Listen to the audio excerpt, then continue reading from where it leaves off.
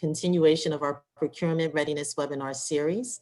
I'm going to start with some housekeeping. I see some wonderful, lovely faces on screen, but you probably know my script, which is because we are recording the webinar series, I'm going to ask for all participants to please turn off your audio, as well as if you could please turn off your video at this time. Thank you so much.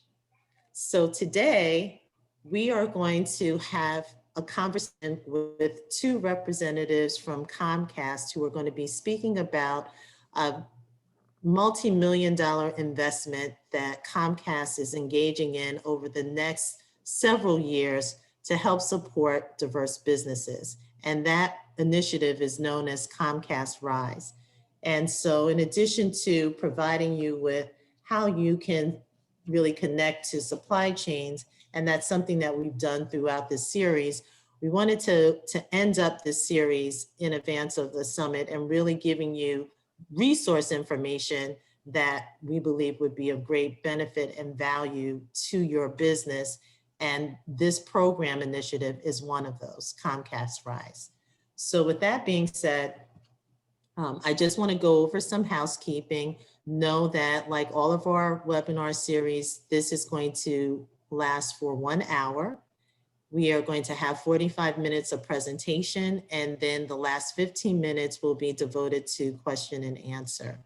I'm going to ask you to direct any questions that you may have in the chat box, and at the conclusion of the presentation, we will ask your questions to our representatives from Comcast. In the event that we run out of time, we will make sure that that we answer those questions and that we reach out to you to ensure that the questions are answered. Additionally, this is being recorded, so the webinar and the information that's provided will be uploaded on the Office of Diversity and Inclusion's website under the events section. So you can look out for that there.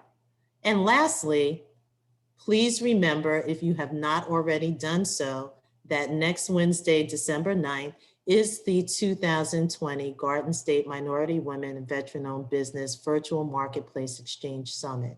Again, it is an opportunity for you to meet with our public sector and private sector supply chains here in New Jersey. We'll have a full day of matchmaking opportunity, as well as virtual exhibit booths, which will be staffed by representatives from our public sector departments and agencies, as well as our private sectors as well. So it gives you an opportunity, now that you've been armed with this information, to really engage with these professionals and align your businesses so that you will be able to onboard to their supply chains if you are not already participating in their supply chains. Also, please know that the virtual lobby will be open early on December 9th, and we will have a library there of all the procurement readiness webinars so that you have an opportunity, again, on that day to refresh yourself. If it's a particular subject matter that was discussed, be it how to be registered, how to certify your business, what are some of the ways that you can align yourself in the pharmaceutical industry or in the construction industry, all of those webinars will be available in the virtual lobby. So at this time, I'd like to share with you that we have the pleasure of having two seasoned professionals at Comcast. You're going to be hearing from Teresa Ward-Maupin and James Lavallee from Comcast, and we're going to have a conversation about the Comcast Rise program. But prior to that discussion, we're going to just pause for a short clip that I'm going to ask James to play to set the table as to what the Comcast Rise program is about. And then after that video, I'm going to go off screen and I'm going to invite both Teresa and James to come on screen so that we can talk in a little more detail about the Comcast Rise program. So at this time, we're going to pause briefly for the Comcast Rise video.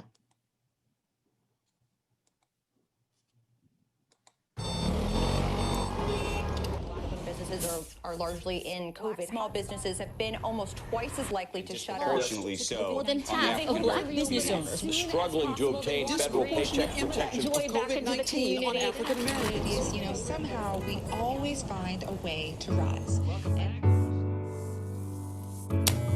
To the blueprint builders, to the backbones of every block, to the late night legends and the pioneers of legacy, for the curators of the culture, for the family franchise, and for generations to follow. You might fall, but never fail. Keep rising, keep rising, keep rising. Apply today for a variety of business, marketing, and tech makeovers on us to help your rise. Thank you for that brief video. And at this time, I'm going to ask if Teresa and James can please come on screen. Good morning. Good morning. Good morning. Good morning. So thrilled to have the two of you here with us this morning to talk about this exciting program that you have. And I want to just start out in setting the table because I think it's important for people to not only receive the message, but to have a little understanding of who are the messengers. So that being the case and keeping with tradition of ladies first, Teresa, can you tell us a little bit about yourself, your background, and the work that you do at Comcast? Sure, absolutely. Well, first off, let me start with good morning. I'm so glad to participate in this session today. My name is Teresa Ward-Maupin, and I lead digital experience and customer experience for Comcast Business for the larger organization. And the great part about this discussion today is to talk about an effort that James and I co-lead for Comcast within their DE&I initiatives on how can we better help customers, how can we better help consumers that fall into the small business space. Thank you, Teresa. James, how about yourself? Can you give us a little bit of your background experience and specifically what you do there at Comcast? Sounds good. Good morning, everyone, and thank you so much for having us as well. My name is James Lavallee. I run the VP of Marketing and Sales Development over at Effective. Effective is the advertising arm of Comcast Cable, and I am extremely happy to be co-hosting the Comcast Rise program with Teresa. Very excited to be here, very excited really for questions after we present, truthfully, to talk to you guys about what you think about the program and how you guys can get involved. So thank you. Thank you for that, James. So let's just dig right in. So Teresa, can you tell us what is Comcast Rise and what does it stand for? Excellent. So Comcast Rise is a program that was created based on supporting small businesses that have been impacted by COVID and the recent social unrest. And Comcast Rise stands for the representation, investment, strength, and empowerment. And the thought behind this is how can we help these businesses recover, thrive, and prosper as we move forward? So part of the element is to really talk about what are some of the key things that businesses need as a result of the impact of COVID and social unrest, and how can we support them as they're trying to recover from this situation.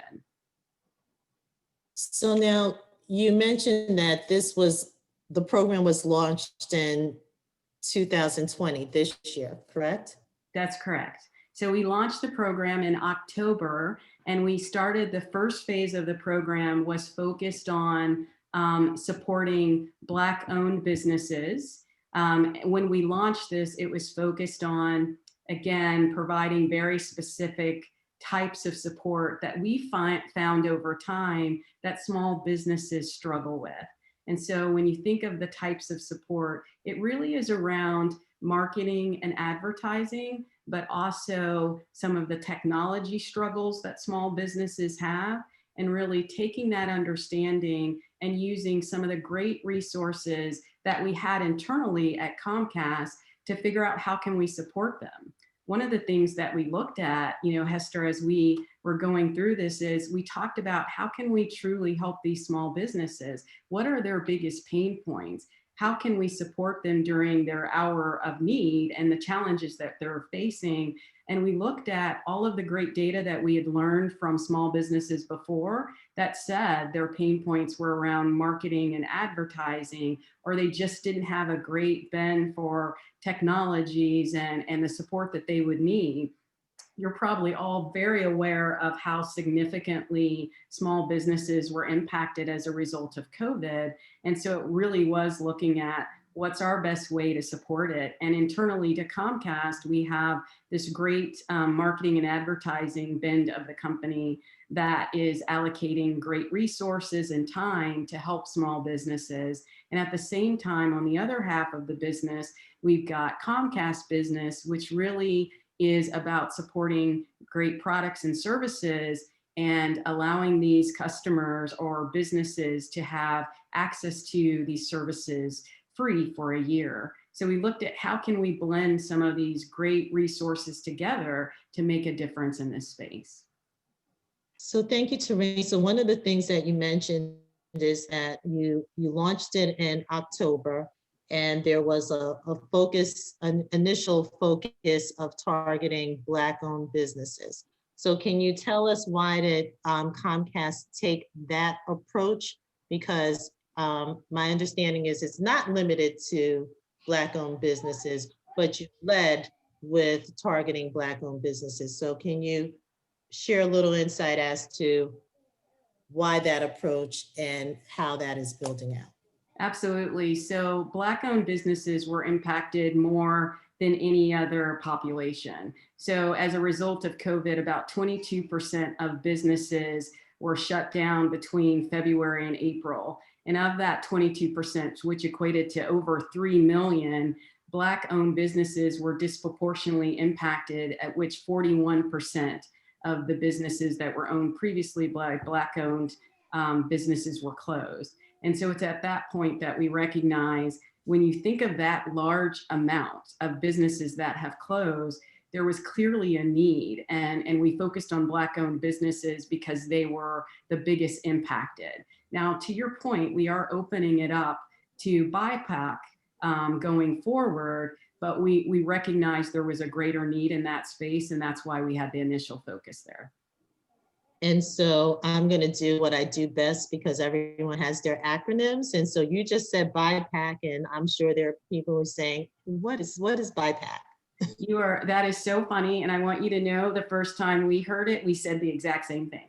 So it's Black, Indigenous people of color, and that's the term BIPOC. And as we look at how to expand this, as I mentioned, Black-owned businesses were disproportionately impacted, but as were the larger people of color in general. And so that is why we're choosing to expand it at this point to include that broader audience.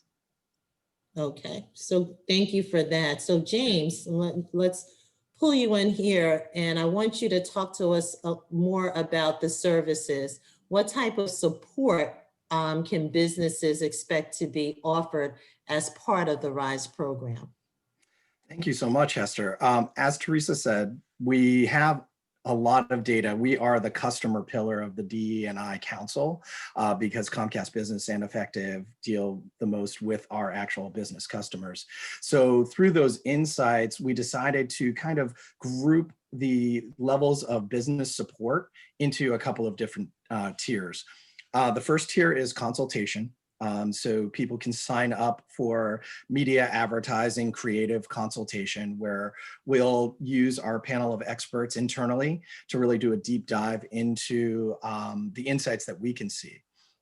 People started their business because they had a great idea, they had a passion for it, baking or retail, et cetera, but they might not have the wherewithal and the knowledge in regards to how to get the word out there about their business. That's where we step in. We've worked extensively in all categories. We have a lot of data that provides insights that people don't normally have.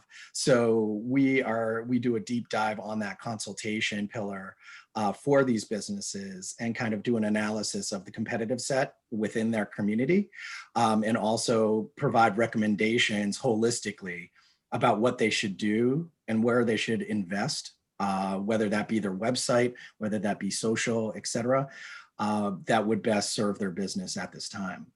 The second pillar is media. So media is squarely where Effective lives, as again, we're the advertising arm of Comcast Cable. So this is on-air television media, a media schedule that is 90-day schedule.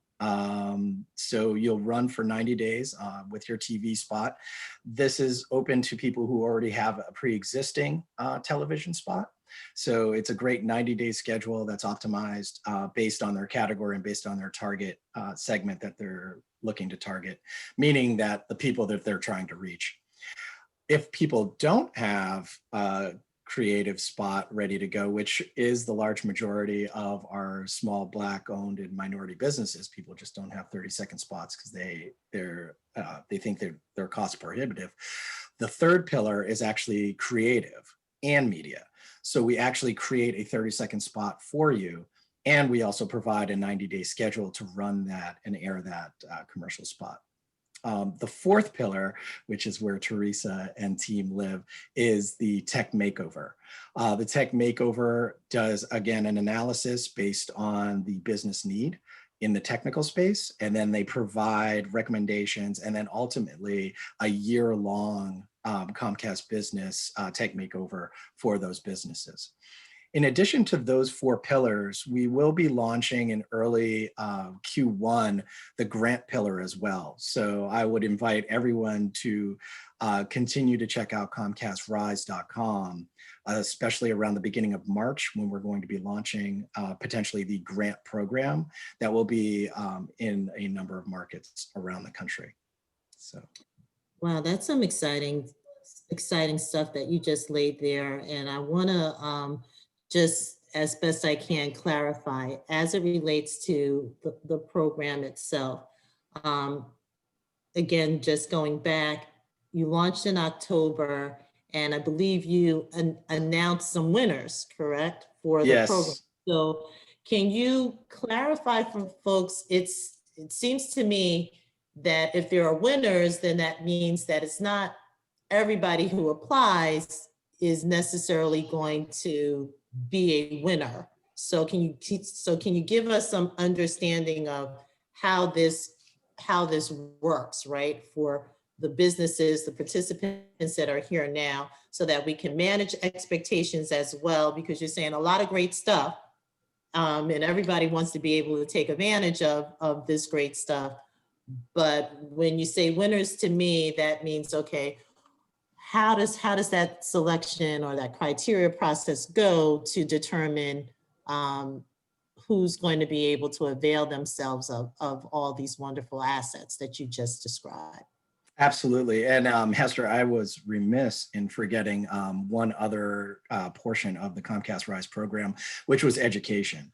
That kind of is the E in empowerment. And we'll be doing a newsletter because, again, we feel that these small business owners are extremely busy on a day-to-day basis. They don't have time to do a lot of research surrounding things that can help their small business. So we'll be doing a monthly newsletter that to everyone who signs up that provides some insights and key articles and tapping into our NBCU brethren as well. So good news there. In regards to eligibility, you are correct in the 700 plus winners that we just announced last 11/24 on the Kelly Clarkson show. That's also when we opened it up to the BIPOC community. The eligibility, there are eligibility requirements and there's a lot of T's and C's. The main requirement is people don't currently have to be a Comcast customer. Meaning that you don't have to currently do business with us on either the Effective side or the Comcast business side to be eligible. The one main bigger point of eligibility is that you do have to fall within the Comcast footprint. meaning the serviceable footprint. So on my side of the fence with media, we have to be able to provide that media schedule within your market. And on the Comcast business side, similarly, there's serviceability areas that Comcast business services. So in the evaluation process, when people apply, we actually look up their addresses and their zip codes, et cetera, to make sure that they're serviceable on the Comcast business side from a tech makeover standpoint, because we actually have to have the pipes in that area that can provide the Wi-Fi and services on that side. And from my side, on the media side, we have to be able to provide the actual, and we have the inventory, in that market. So that's one of the bigger filters of this program. Great, that's really helpful. So you also said, James, you're kind of the data person, right? You look at the data analytics. So can you tell us what you've learned thus far, how the data has informed you thus far as you have already launched and rolled out the program? Absolutely. I don't think it'll be a shock to anyone on this call that the data has showed us that there's an overwhelming need, especially in the Black small business community, as well as the BIPOC community overall. We were disproportionately left out of the program that the government handed out the support.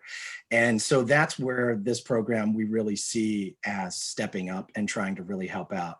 I think from a scale standpoint, we were, really humbled with the amount of people who across the country, across our footprint, really signed up for this first round. We didn't know what to expect. We were pretty late in the game in launching in October because we wanted to make sure that we got it right. We wanted to make sure, and Teresa knows this the best, that we kept expanding the program. We kept on saying, what if, what else could we do from an internal Comcast business perspective? And we kept on expanding it. And we wanted to make sure that it wasn't just giving out and cutting a check. We wanted to really, really make an impact. So, even though we launched in October and we had other folks of equal size companies that had launched, earlier than us, we knew that ours was a little bit more robust. But again, we were a little bit concerned at the launch because we were like, oh, everybody already signed up for all the programs. So, that was a main concern. But unfortunately, we have an overwhelming response. So the data is telling us that there is a massive need out there. We feel very confident that senior leadership at Comcast is not just fully supporting this multi-year program, because it is a multi-year program awarding people quarterly, but there is talks to potentially expand it even beyond those years that we have already committed to. That's Hector, I would just add to that if I could. James talked about the focus that we have. What we really looked at is, so many companies right now are communicating what they're going to give from a financial standpoint. And I think we all think that's great because there are initial pain points, a moment in time where having a cash influx will make a difference to a business. But we also looked at how sustainment and how do we make sure that the businesses can continue. And the thought is, yes, they may have some initial needs, but how do we make sure that they're still here a year from now and ensuring that there's sustainment? And we think part of that recipe of assistance is giving them the tools that they need to continue to operate, to continue to grow their sustainment, but also how do you build wealth for them as well as the community? So that was our focus. It wasn't just a one-time assistance. It was really looking at how can we truly help them prosper? And we didn't think that just initially giving businesses financial support was the only thing that should be offered to them. We thought it really required more tools and vehicles to help sustain the businesses long-term. Yeah, and to that point as well, it's an educational. Because like I was saying about the consultation and even on the tech side too, it's like people don't know what they don't know. So you teach them about advertising, you teach them about creative, you teach them about technology and how it can help their business. And it really kind of hits on all of those pillars that Teresa was saying early on, where representation, meaning representation through the media and putting the word out there for you, investment, which is the grant program, strength, which is strengthening the infrastructure from a technology standpoint, and then the empowerment with the education. We really see that this program has legs way well beyond this. So that's really our hope and our dream for this program. Well, that sounds like a fantastic vision that we're happy to be able to share and leverage. And just to kind of add and build on that, Teresa, can you tell us what does the next phase of the RISE program look like and when does it start? Well, as James mentioned, we just recently announced the winners of the first phase on the Kelly Clarkson show, and that took place last week on the 24th. And as a part of that, we kicked off the next phase. And also we had mentioned this is a multi-year program, and on a quarterly basis, we've got small businesses that can apply for this support.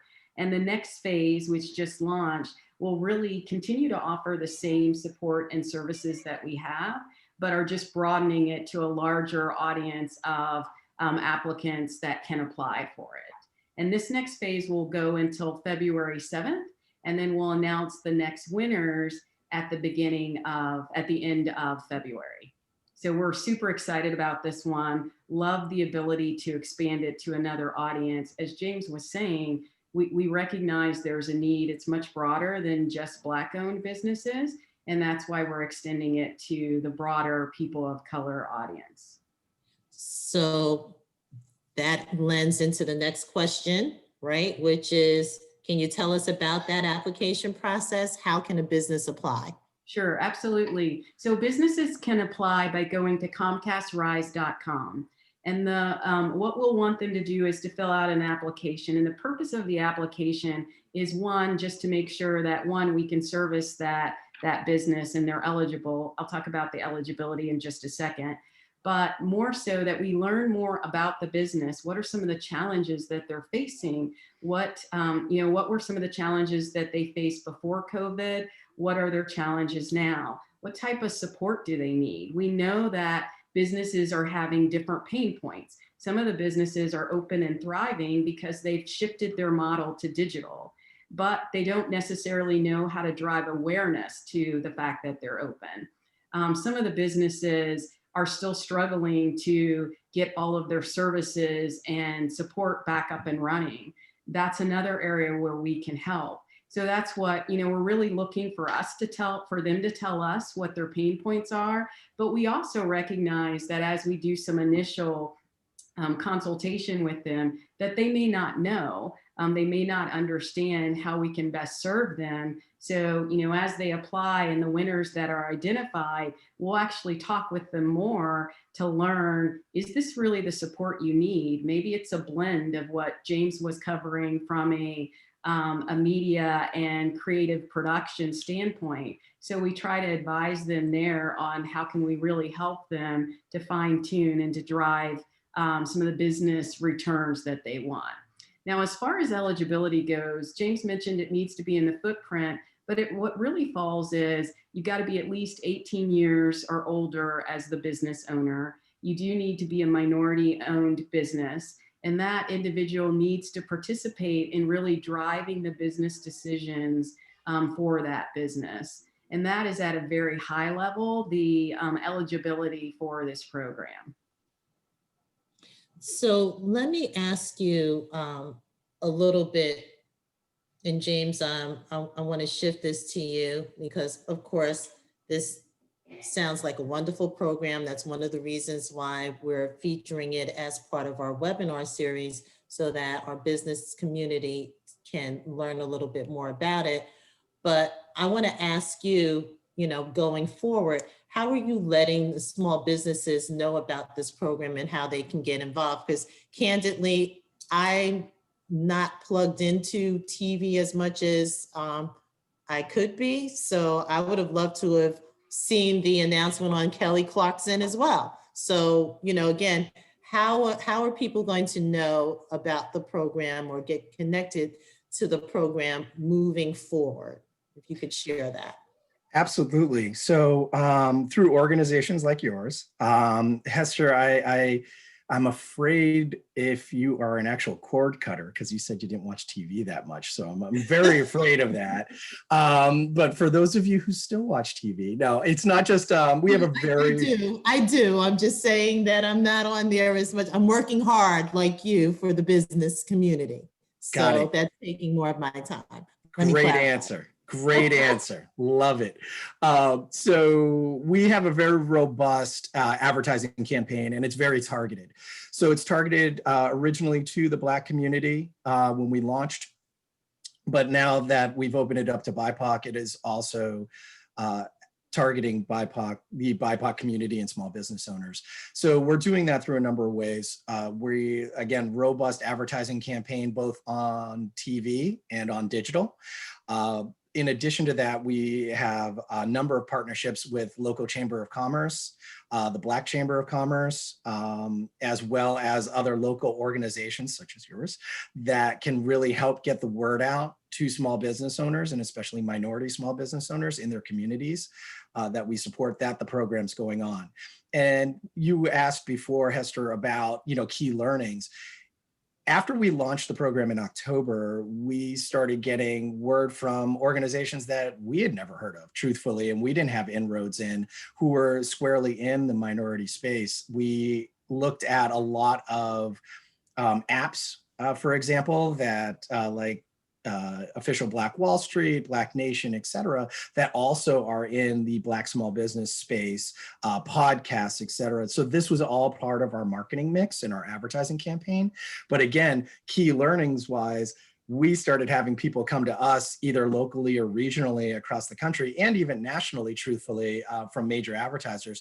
And we're really looking to grow the partnerships in the next rounds as we go into 2021. And that's definitely on our docket for Teresa and I and the team to really dig into those additional partnerships of how to spread the word. Because again, we got overwhelming response. Kelly Clarkson definitely helped us on that second round. But even on the first round, the amount of people that just knew about it, the amount of people that signed up, the applications, was overwhelming. And it was great. So I think that the word's getting out there, but we can always do better, so finding those partnerships around the country and in market is key for us. So that's kind of one of the biggest key learnings for us, is those local partnerships. Thank you for that, James. And one of the things, Teresa, and I'll turn this question over to you as a diversity professional, we look at not just what the programs are, but we look at what the data tells us in terms of impact, because that really informs us as to whether or not we're meeting our goal, if we're executing on our vision. So can you talk about that for us, right? The potential of the program and where you see the impact and how that data informs you along the way. Sure, and excellent question. I think, in looking at it, as I mentioned before, the goal is not immediate. The goal is sustainment. And so, the best thing that, if we look at what is the best thing that could come out of it, it really is around seeing these businesses still in business a year from now, 5 years from now, 10 years from now. And another great thing that would be fabulous is not only are they in business, but they're actually driving wealth. So they are actually seeing increased revenue as a result of some of the assistance that we're giving them. Because again, it's not just financially, it's about support to educate, to learn, and to enable them to grow their business. And I think the other thing is really looking at how is their business impacting the community? As you guys know, when this first hit, you could walk down the street and all these businesses that were open yesterday were closed today. And, not only was that just disheartening for all of us, but it was clearly an opportunity in helping us understand what were some of the biggest opportunities for us to help. So, we want to see that these businesses continue to thrive. We plan on reaching out to the businesses ongoing to just better help us understand how they're doing, what some of their challenges might be today, but certainly to ensure and hope that they will continue to thrive and prosper as a part of this. Thank you for that. James, can you tell us what are some of the actions that you believe a community can take to support small BIPOC-owned businesses during the pandemic?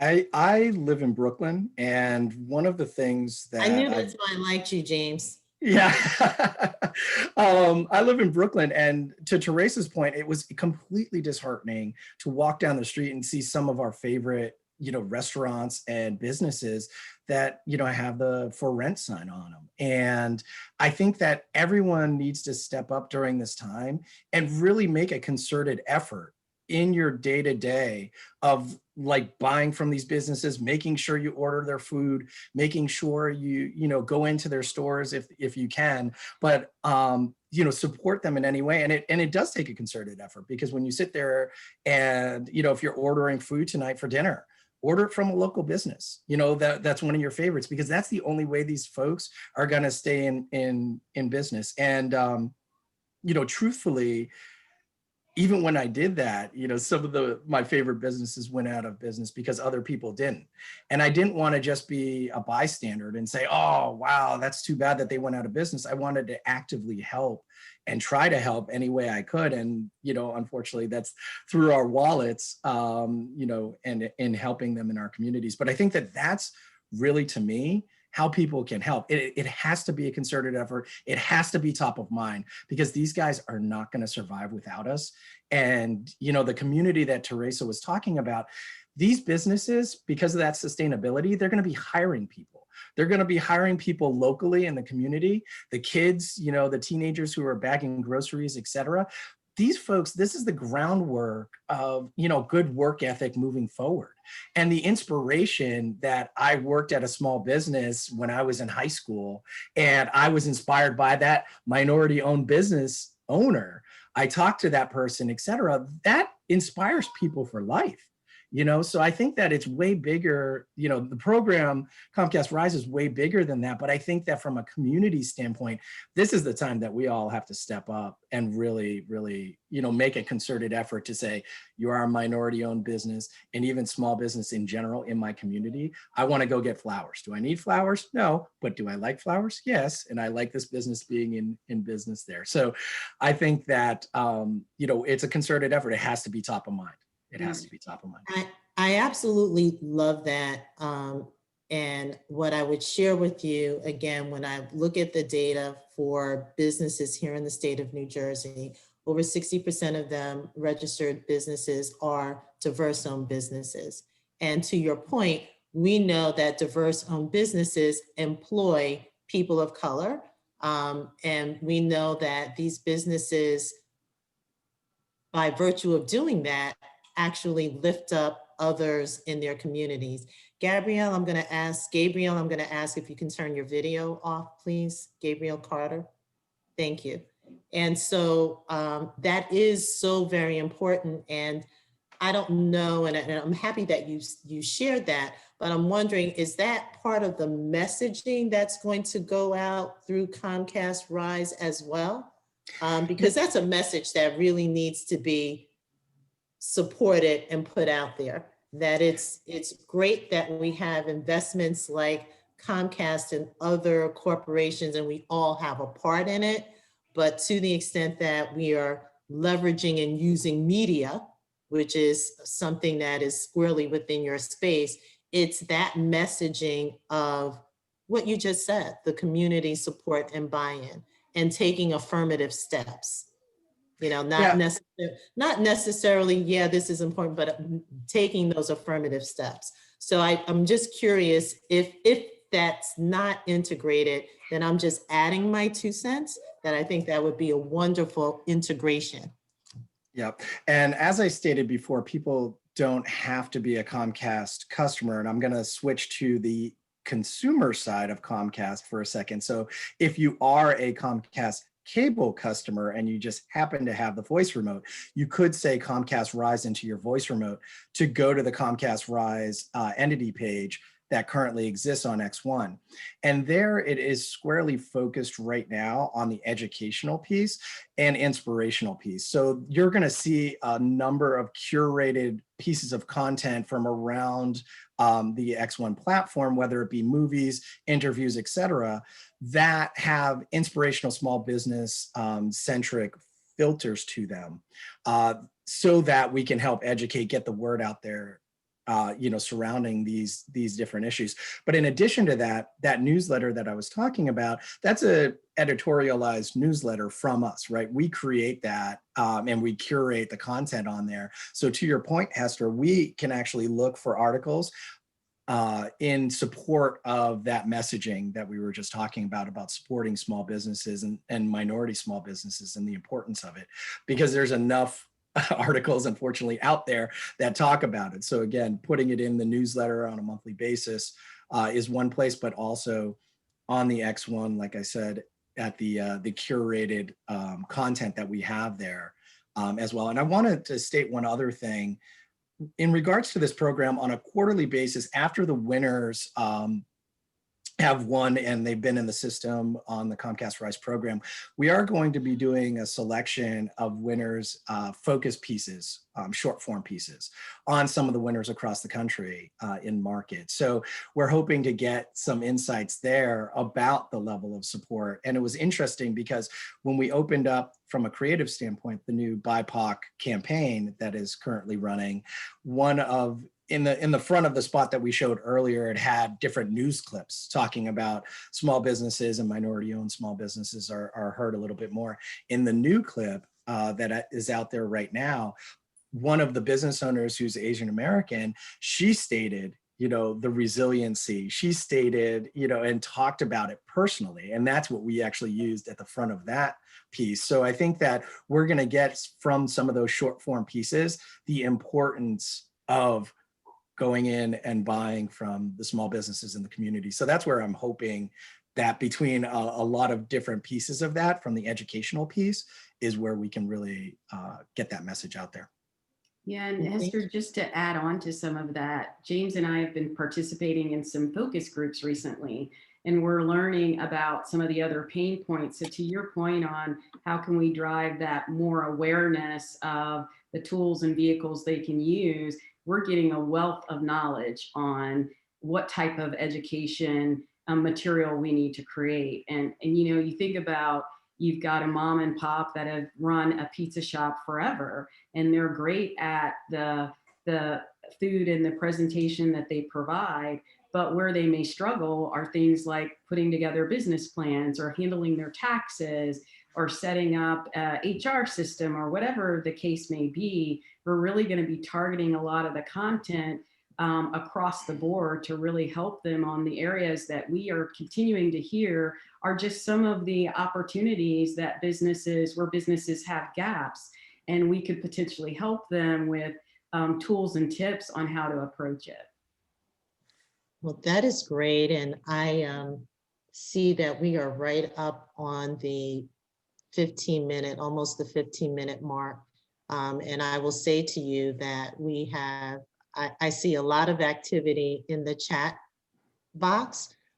Because I've been involved in this discussion with you, I'm going to ask Sir Faraz Prachar, who is always behind the scenes making everything happen with the webinars, to assist in asking the questions to you. But I would like to, before doing so, take the opportunity to let the two of you just provide some closing remarks as to what would you say to diverse business owners out there who may be struggling in light of recent events, and based upon the space that you're in, what your plans are underway, what would be your words that you would say to them moving forward? I'll start, James, and if you want to add to it, Yep. The one thing that I would say is take advantage of the resources that are out there. And there are a lot of resources, but it means that that we need to recognize they're there and actually take advantage of them. I've talked to so many friends who own small businesses, and I would tell you, now is not the time to let your pride get in the way. You know, as minorities, often we hesitate in doing stuff like this. And I would say now's not the time to do that. Take advantage of the resources that are available to us, apply for them, help people understand your pain points so that they can help you. And I think that, you know, when you've got a vehicle like this, if you win or are a recipient of one of these, leverage a lot of the data that's being shared, ask great questions, come to us with as many challenges that you might face so that we can make sure that we're providing the right solutions for you that are going to be the best for your business. So, you know, I would tell you, don't hesitate to apply, take advantage of what Comcast is offering through Comcast Rise, but what many other companies are offering as well. So note to self, don't let Teresa go first because she took my answer. But no, to add on to that, what I would say is the small business, especially the minority small business community, is extremely tight, as you guys all know. And I think that in addition to you know, reaching out and applying, tell your other fellow small business owners about it. Because, you know, that's the only way we're all going to continue to be successful. You know, the small business community is called a small business community for a reason. And as you guys do the homework for yourselves, and I know everybody's, you know, extremely busy and trying to stay afloat, but there are a lot of companies that are trying to help, and in many different ways, but it's also getting out the word to your local organizations, but even your next door neighbor, you know, who's a fellow small business owner, say, hey, did you check this out? And sometimes you can help them, you know, because maybe it's a language issue, maybe it's an understanding of technology. To Teresa's point earlier, you got a small mom and pop who is literally, you know, a little bit on the older scale, who aren't as tech savvy. They don't know about any of this. You know, you don't want them to fail. We all have to step up. We all have to help each other, or else it's not going to work. So I would just say, please don't just do it for yourselves, but do it for your small business community, the folks on your block who are other small business owners who are struggling. I think that that's really how, you know, we can all win. Well, thank you again, both James and Teresa, for sharing some great insights and information about the Comcast Rise program. And before I turn this over to Surfaraz to address some of the questions that are in the chat, and I've seen none of them, I will say this. And I want to be clear to all our participants that this webinar is focusing on the resource opportunities that are available through the Comcast Rise program. So the focus of this webinar is not like some of the other webinars on how do you connect to Comcast's supply chain. They'll be at the summit on December 9th, and there'll be folks there that you can talk to about that. So I love to manage expectations because James and Teresa they're not the supply chain folks. They're the folks that are here who are talking about this multi-million-dollar, multi-year investment to support diverse businesses. So questions that are in the chat box that are directed toward that, I would ask you, Surfaraz, to please elicit those questions for Teresa and James. If there are other questions that are in the chat box that are supply chain questions, then those will be questions that we'll be happy to direct to the appropriate people in Comcast. Okay, so having said that, take it away, Surfaraz. No, thank you so much, Hester. And it's funny, I was thinking along the same vein. I was just going to say, we'll stay topical here with the questions.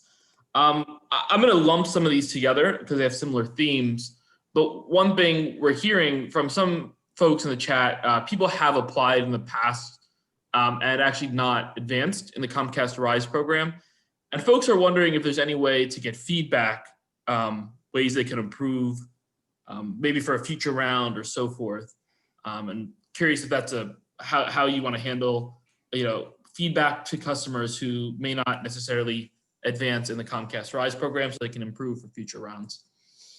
Yeah, so the first thing I would say is definitely apply again because they have an opportunity to gain support at another time. Some of the things that I would suggest is truly help us understand what are some of your business challenges? What have you faced as a result of COVID? We've seen some applicants that have given us really limited information, which makes it harder for us to understand how we can truly impact them. The other thing I would say is don't hesitate to put in a video to help us relate more to your situation. So I wouldn't hesitate there either as a part of the submission process. But the key thing is continue to submit. As James mentioned, we're going to launch a grant portion of this program in early Q1 of 2021. And I would urge you take advantage of applying for that program as well. Clearly, that's more of a monetary one because it's a grant, but I would urge you to apply for that as well. Perfect. Thank you so much. Sir Frost, I'm sorry, I just want to interrupt for 1 second. And I want to note that Liz Murray from Comcast is also participating and has so graciously put her information in the chat box for those of you who are interested in the supplier diversity side of Comcast. So I just wanted to put in that little editorial note. Please continue, Sir Frost. Yeah, thank you so much, Liz, and thank you, Hester. A question here also related to what we just asked. For the program, do you plan to release reports and updates kind of on the impacts of the grants that are awarded or any of the technical assistance that's offered? Folks are wondering the outcomes and the progress indicators will be helpful for just broad audiences of BIPOC businesses. Absolutely. So right now we are putting out on the ComcastRise.com the winners list every quarter with the names. It's sorted by state, name of business, location, etc. website, so that people can further go there as a way of support, for those small businesses. But in addition to that, beyond that, really the areas, truthfully, it's from a key learning standpoint, as Teresa was saying, we're constantly trying to learn and evolve this program. So really the insights in the answers that they provide will kind of dictate some edits that we make moving forward. But from an external standpoint, I don't know how, well, we'll have the short form pieces on some of those winners on a quarterly basis after we start getting the winners and the quarters completed. We'll start having those short form pieces on some of the winners to talk about specifically what the program has meant to them, what the award has meant to them and their business. So we're hoping to get, feedback that way. Great. Another question here, and I think this is just a broad discussion point, but I'll share it. Saying the digital divide is real, and have you considered partnering with service providers to address the infrastructure improvements in these service areas so that RISE can be sustainable in the future and the programs can be sustainable in the future? Has that kind of factored in, kind of considering digital divide pieces into your program? Teresa, do you want to take that? Sure, I'll take it. So absolutely, and we recognize that that's a big challenge. While we have focused largely on small businesses, on the other side of our house of Comcast, we've launched a program called Lift Zones. And what we're doing as a part of Lift Zones are identifying areas in which you see more of that digital divide, in which we can open up hotspots, basically just like you might get in a business and businesses offer to their customers. We can open up these large areas that will allow individuals, whether they're businesses, they're students or what have you, to gain access to the internet, but also in spaces that are safe and open and easily accessible to them. So that's one of the ways that we're supporting it. And I think that's critical because, as you said, even if you think of what's happened as a result of COVID, all of us are having to interact in a different way, digital being the primary one. And so as you look at that, making sure that they've got access to the internet and access to tools are really critical. So that's one of the ways that we're doing it. And obviously as a part of Comcast Rise, it's really how do you take your technology to the next level? And how do we make sure that you got tools to truly enable your business? So we talked about suggestions or consultation on even your web presence. We talked about things like using digital in social to drive awareness to your business in a completely different way than many of us did 5 or 10 years ago. So the thought is that's going to be a key way in which we help. And we know that that help needs to be broad beyond just small businesses, but in our actual communities as well. And in addition to that, just to add on, for the last 10 years, we've done Internet Essentials, which is also trying to bridge the gap in underprivileged communities across our footprint of access to the internet. And again, it's a 10-year program. And I think that program, similar to Comcast Rise, started off as a limited basis. And it's been going for the last 10 years, and it expanded across our entire footprint across the country that helps consumers directly, especially underprivileged consumers with internet access, because we know that there's a huge gap there. Another question that gets back to Rise itself, are there particular businesses or industry sectors that are considered a priority within the Rise program? No, they're not. In fact, we've opened it up to the masses. So, we're seeing everything from restaurants, athletic clubs to, doctor's offices, what have you. It's across the board, and we welcome that as a part of the application process. Great. And that kind of feeds into another question we just got, which is what kind of verticals do you see as a good fit? So thanks for killing 2 birds with 1 stone, or attacking the 2 problems with 1 answer. Let me try to see here. Another specific question here. Are there specific revenue growth minimums and maximums for a qualifying business for the RISE program?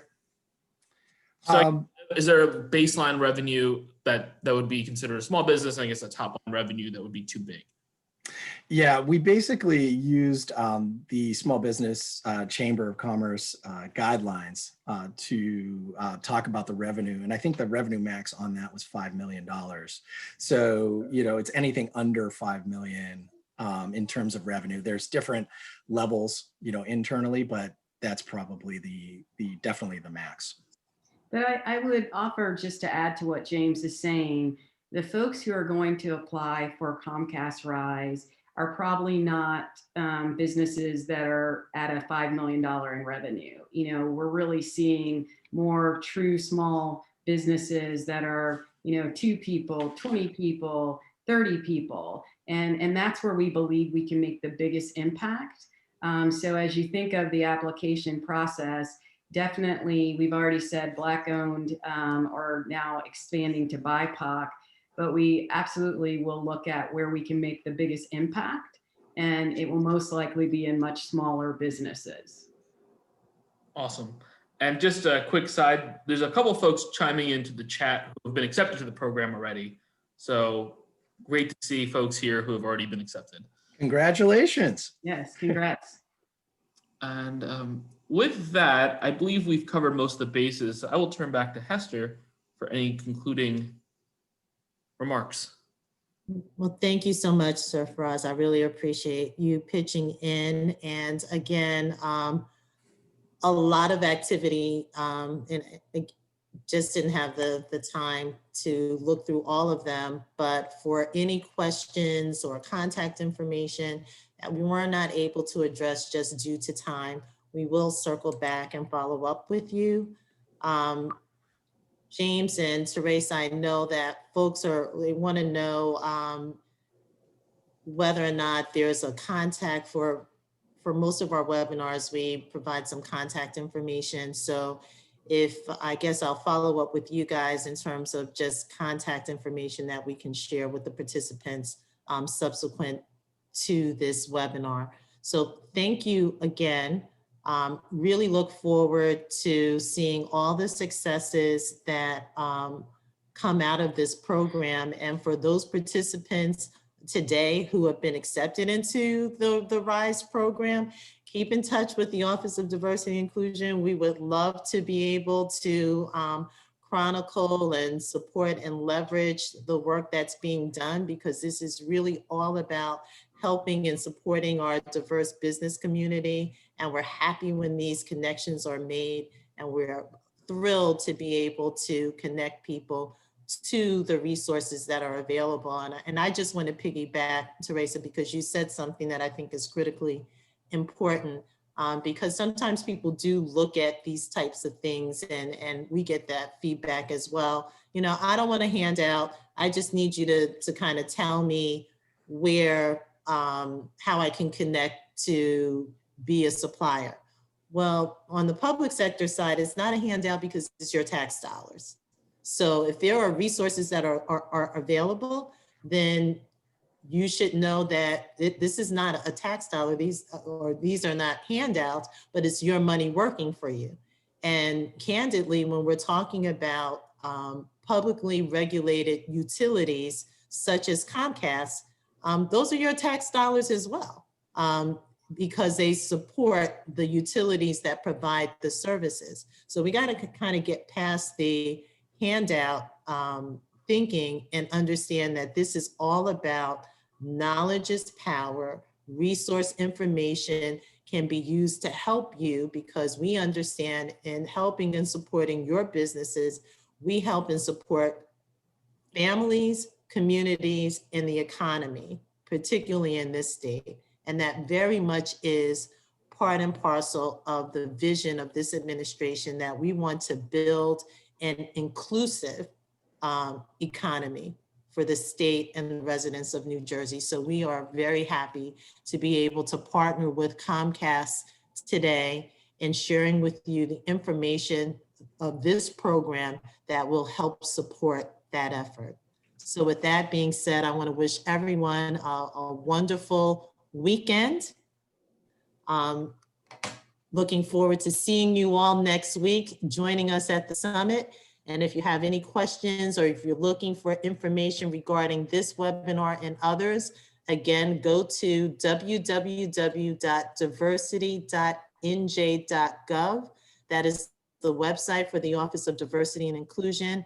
We will be uploading this webinar so that you'll be able to take advantage of the information that's been shared there. And again, Liz Murray from Comcast has listed her information, additional information in the chat for those of you who are interested in connecting to Comcast Supplier Diversity Portal. So thanks all, have a wonderful weekend. Look forward to seeing you next week. Thank you so much. Take care. Thank you. Bye-bye.